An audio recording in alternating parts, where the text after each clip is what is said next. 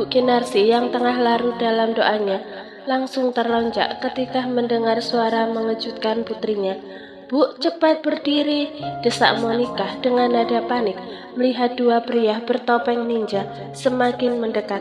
"Siapa mereka, Nak? Ibu jangan banyak tanya, yang penting sekarang bagaimana kita bisa keluar dari sini dengan selamat." Monica menarik tangan ibunya, lalu melangkah menjauhi makam ayahnya, sementara dua pria itu sudah mengeluarkan pisau lipat dari saku jaket mereka. "Tolong, tolong!" teriak Monica dengan suara parau, berharap pedagang kios di seberang makam bisa mendengarnya. Namun sayangnya tak ada seorang pun yang datang menyelamatkan. "Bagaimana ini, Nak?" Bu Kinarsi merasa bingung dan takut.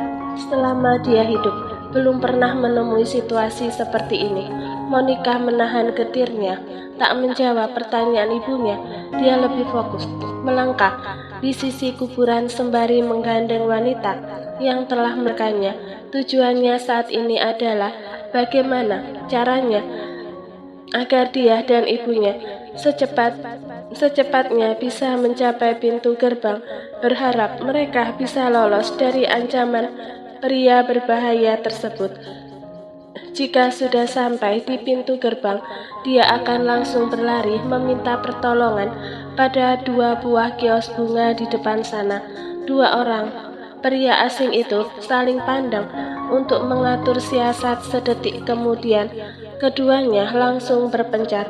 Mereka menghadang Monica dari dua arah, belakang dan depan. Hal itu membuat Monica semakin panik.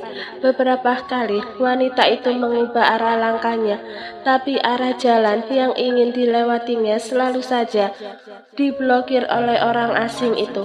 Kebingungan mulai merajai pikirannya. Ibu dua anak itu hanya berharap semoga ada orang yang nyekar di pagi ini, sehingga dia bisa terselamatkan dari niat jahat dua orang itu. "Mau lari kemana kamu?" tanya pria yang menghadang Monica dari arah depan. Siapa kalian? Mau apa kalian?" tanya Monica panik. Dalam hatinya mencoba menerka-nerka apa yang diinginkan kedua pria ini. Pertanyaan Monica dijawab oleh tawa sinis kedua pria itu. "Nak, kita mesti lewat mana lagi?" Ibu Kinarsi yang menyadari ada sesuatu yang tidak beres. Tubuh wanita itu gemetar, kakinya hampir tidak bisa menopang tubuhnya. "Aku juga bingung, Bu. Jarak mereka sudah sangat dekat dengan kita," saut Monica dengan suara gemetar. Wajahnya pucat pasi. Dia merasa ngeri dengan benda yang dipegang oleh pria di depannya. Pria tersebut mengedipkan sebelah matanya sebagai isyarat pada temannya agar segera menangkap Monica. Tiba-tiba Monica merasa kedua tangannya ditarik ke belakang dan dipegang dengan erat. "Lepaskan, lepaskan!" teriak Monica kencang ketakutan. "Lepaskan putriku, orang jahat!" Bu Kinarsi mencoba melepaskan cengkraman tangan pria itu, namun sia-sia. Tak putus asa, Bu Kinarsi memukul-mukul lengan pria tersebut agar melepaskan Monica, tapi cengkraman itu semakin kuat.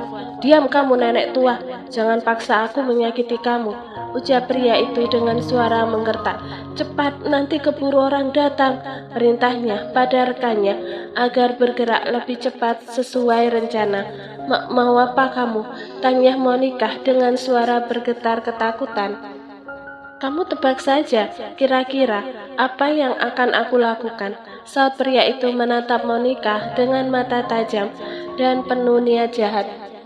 "Tolong, jangan sakiti anak saya mohon," suara parau Bu Kinarsi memelas. "Tolong, tolong!" teriak Monica panik karena dia sedang terancam bahaya. Pekiknya menahan sakit yang tak tertahankan. "Tidak!" Kedua tangan Monica memegangi kepalanya. "Monica!" jerit Bu Kinarsi ketakutan. "Biadab kalian!" serunya penuh kemarahan pada kedua pria itu. "Ibu, tolong aku!" Ratapan Monica semakin histeris.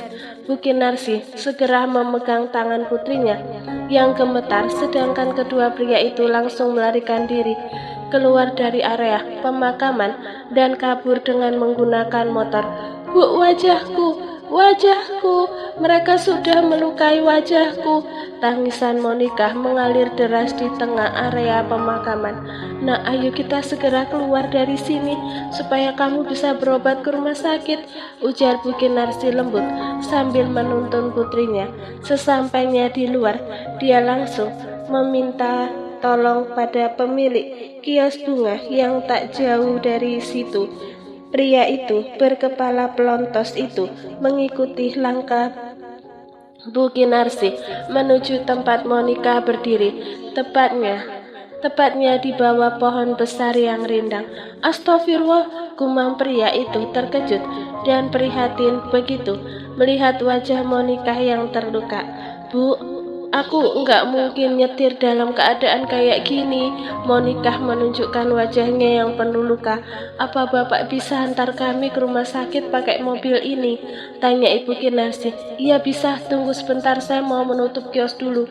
Pria itu buru-buru berlari dan masuk ke dalam kiosnya. Sementara itu Monica didampingi oleh ibunya memasuki mobil, duduk di kursi belakang kemudi. Ini kunci mobilku, Bu, ucap Monica sambil terisak. Selain merasakan sakit pada wajah, dia juga merasakan sakit di hatinya karena rencananya yang tinggal selangkah lagi mendapatkan Randy kini gagal seketika. Mana mungkin pria itu jatuh hati padanya jika wajahnya telah cacat seperti ini. Meskipun luka itu nantinya akan sembuh dan mengering, pasti tetap akan meninggalkan bekas pada kedua pipinya. Pria memiliki kios itu mulai menjalankan mobil Monica dengan hati-hati karena sudah cukup lama dia tidak menggunakan mobil. Dulu waktu masih muda, beberapa tahun bekerja menjadi sopir mobil box yang mengantarkan rokok ke toko-toko di seluruh kota ini. Siapa yang melakukannya, Bu? Tanya pria itu penasaran. 2 orang pria, Pak. Kami sama sekali tidak mengenalnya, saut Bu Kinarsi dengan tangan yang masih gemetar. Apa Bapak tidak melihat 2 orang pria datang menggunakan motor? Pria itu wajahnya ditutup, hanya matanya saja yang kelihatan. Oh, ada. Kedua pria itu memakai baju hitam, tapi wajahnya tertutup oleh kaca helm, sahutnya. Apa Bapak pernah melihat orang dengan ciri seperti itu sebelumnya? Tanya Bu Kinarsi, berharap mendapatkan informasi lebih banyak. Tidak, Bu, karena tidak semua orang yang ziarah mampir ke kios saya, ujar pria itu sambil tetap fokus dengan kemudinya. Apa Bapak tidak mendengar aku berteriak? Tanya Monica sambil menahan air mata. Dadanya terasa sesak. Aku beberapa kali berteriak, Pak. Maaf Mbak, saya benar-benar tidak mendengar. Pria itu menggeleng bingung. Tak lama setelah motor pria itu lewat depan kios, saya langsung ke dapur mencuci pakaian. Monica kembali terisak. Dia sangat menyesal mengikuti ajakan ibunya untuk pergi ziarah. Setibanya di rumah sakit, Monica langsung ditangani oleh dokter dan tim medis ruang UGD. Mereka membersihkan luka yang berada di wajahnya dengan cermat. Dokter menyarankan agar Monica menginap di rumah sakit. Khawatir luka itu akan mengalami infeksi, kini Monica dan Ibu Kinarsi berada di ruang rawat. Di ruang rawat inap, wanita parubaya itu nampak menyelimuti putrinya yang tertidur pulas akibat efek obat yang diminumnya. Terdengar suara ketukan di pintu. Ibu Kinarsi segera membuka pintu kamar. Ternyata Delon datang bersama Kiran. Ibu Kinarsi baru saja menghubunginya melalui ponsel Monica. Kiran langsung berlari menuju ranjang ibunya. Wajah Mama kenapa? Tanya Kiran dengan wajah cemas. Monica langsung terbangun mendengar suara putrinya. Wanita itu merasa terharu melihat kepedulian anaknya, tetapi tak bisa menjawab apa-apa. Saat ini hatinya masih diliputi oleh perasaan sedih. Tak lama, pintu kamar kembali diketuk. Delon langsung melangkah untuk membuka pintu. Kali ini yang datang adalah Alea dan Siren. Istri Darel itu juga dihubungi oleh Ibu Kinarsi guna memberitahukan mengenai kondisi Monica. Siren duduk di samping Alea, tapi matanya sesekali melirik ke arah ibu kandungnya. Penasaran apa yang terjadi pada wanita yang telah melahirkannya, Bu Kinarsi kemudian menceritakan kronologi kejadian yang baru saja dia alami pada Alea dan Delon. Wanita paruh bayi itu nampak terisak saat kembali teringat kejadian itu. Alea dan Delon menatapnya dengan serius.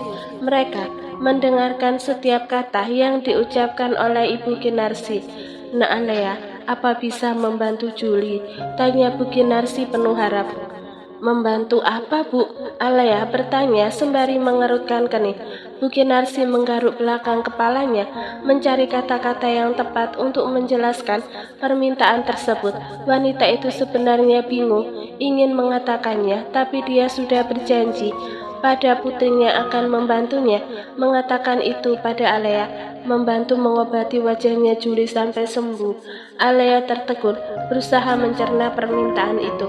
Maaf Bu, bukannya saya tidak ingin membantu, tapi masalah itu sepertinya bukan menjadi tanggung jawabku, jawab Alea dengan bijak. Mendengar penolakan Alea, Bu Kinarsi langsung menunduk malu. Maaf nak Alea, kalau permintaan saya tadi terlalu berlebihan. Air mata mulai menggenang di pelupuk matanya. Saya bingung mau minta tolong pada siapa lagi untuk mengembalikan keadaan wajah Julie. Wanita paruh baya itu terisak pilu. Ini semua salah saya, karena meminta Julie menemani saya ziarah tadi pagi. Andai Julie tak ikut, pasti dia sekarang masih baik-baik saja. Perasaan bersalah menyiksa hati wanita paruh baya itu. Nek, jangan menangis. Siren berusaha menenangkan sambil memegang tangan Bu Kinarsi. Ibu Kinarsi tak menanggapi ucapan cucunya. Wanita paruh baya itu masih larut dalam kesedihannya. Saya sudah tidak tahu lagi bagaimana masa depan Julie nanti. Dia masih muda dan masih membutuhkan seorang pendamping hidup. Kalau wajahnya cacat seperti itu, bagaimana nanti dia akan mendapatkan jodoh? Bu, jodoh itu sudah diatur oleh Allah, kata Alea sambil mengusap pundak Bu Kinarsi. Pasti nanti akan ada laki-laki yang tulus, yang mau menerima anak ibu apa adanya. Alea berusaha menenangkan hati Bu Kinarsi yang tengah bersedih. Bu Kinarsi tampak tidak memperdulikan ucapan Alea, terdiam beberapa saat. Kemudian pandangannya beralih pada Delon, mantan menantunya. Delon, tolong bantu pulihkan kondisi wajah Julie.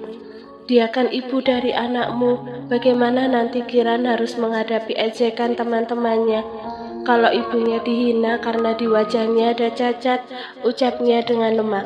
Delon langsung menautkan kedua alisnya. Wajahnya mulai terlihat kesal. Maaf Bu, Monica bukan istriku lagi.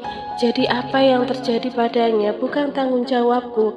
Dulu saat kebakaran aku memang bertanggung jawab membelikan rumah karena anakku tinggal bersamanya. Tapi mengenai musibah kali ini maaf, ini di luar tanggunganku. Hubungan aku dan dia cuma sebatas orang tua Kiran saja.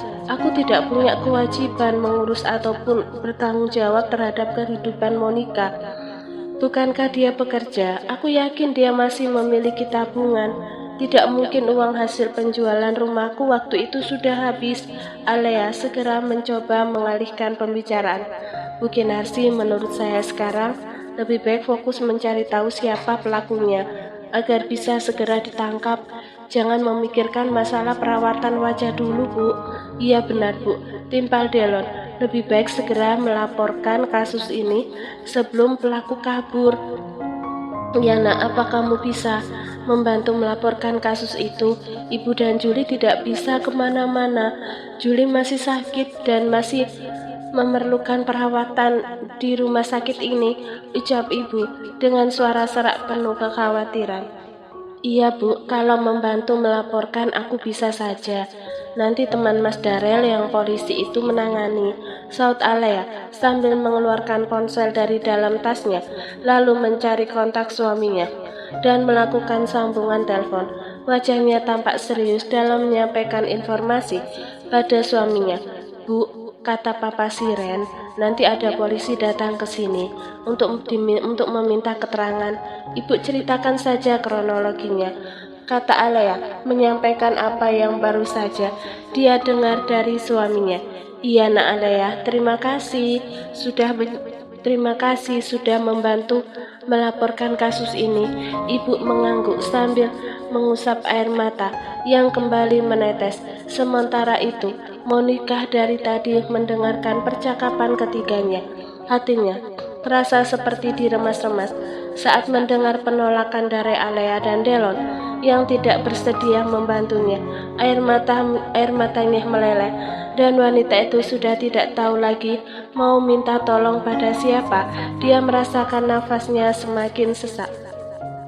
Ingin menjerit tapi tak mampu. Selain memikirkan wajahnya yang terluka dan cacat, Monica juga memikirkan siapa pelaku yang menyerangnya di pemakaman. Dia mencoba mengingat-ingat, meyakinkan diri bahwa selama ini dirinya tidak pernah berseteru dengan kedua pria itu.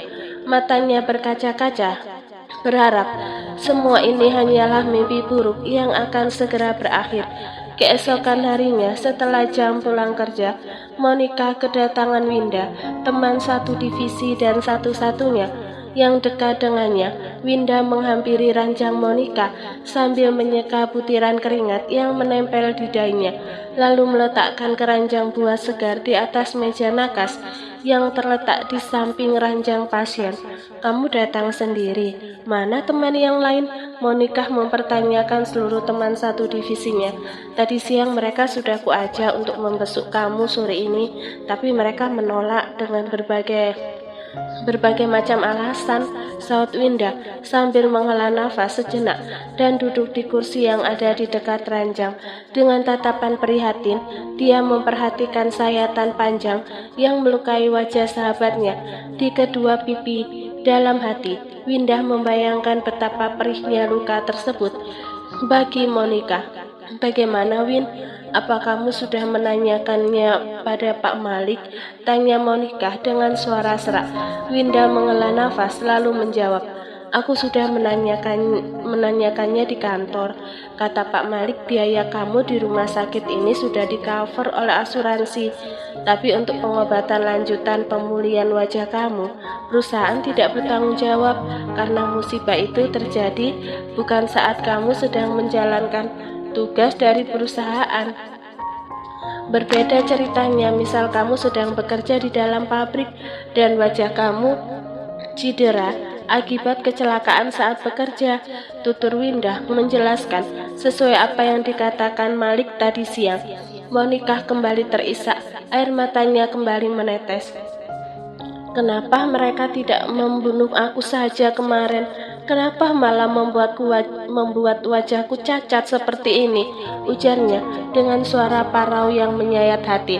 Winda langsung memegang punggung tangan Monica yang bebas dari infus.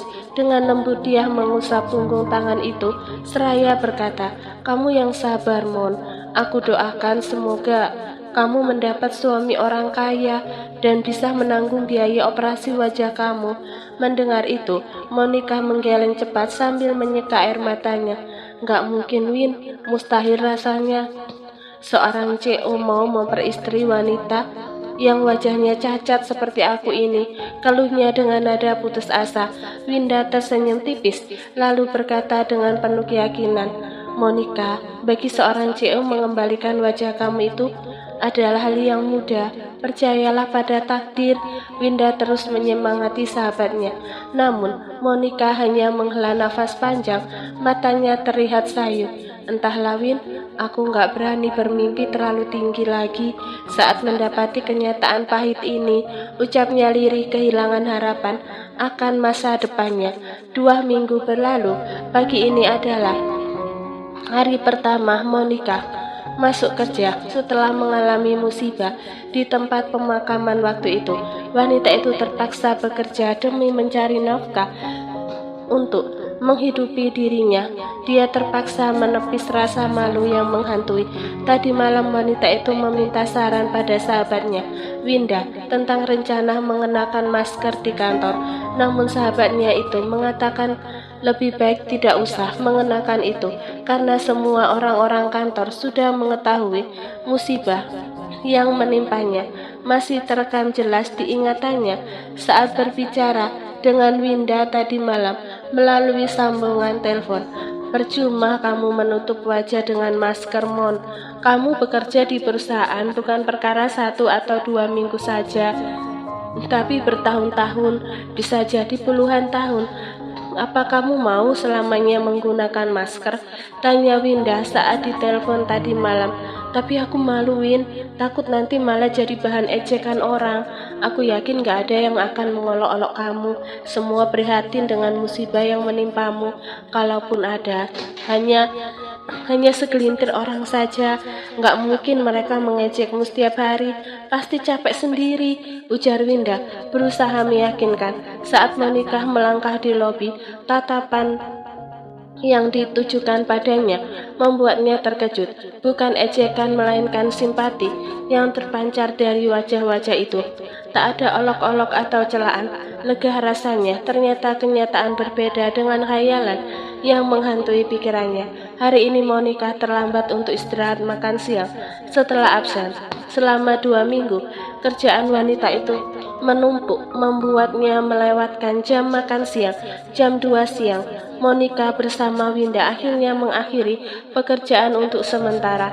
Keduanya keluar ruangan dan melangkah menuju lift, berniat ke kantin untuk mengisi perut yang sudah berkeroncongan sejak tadi. Mon, bagaimana mengenai kasus kamu? Sudah ada titik terang belum? Tanya Winda saat mereka berdiri menunggu pintu lift terbuka.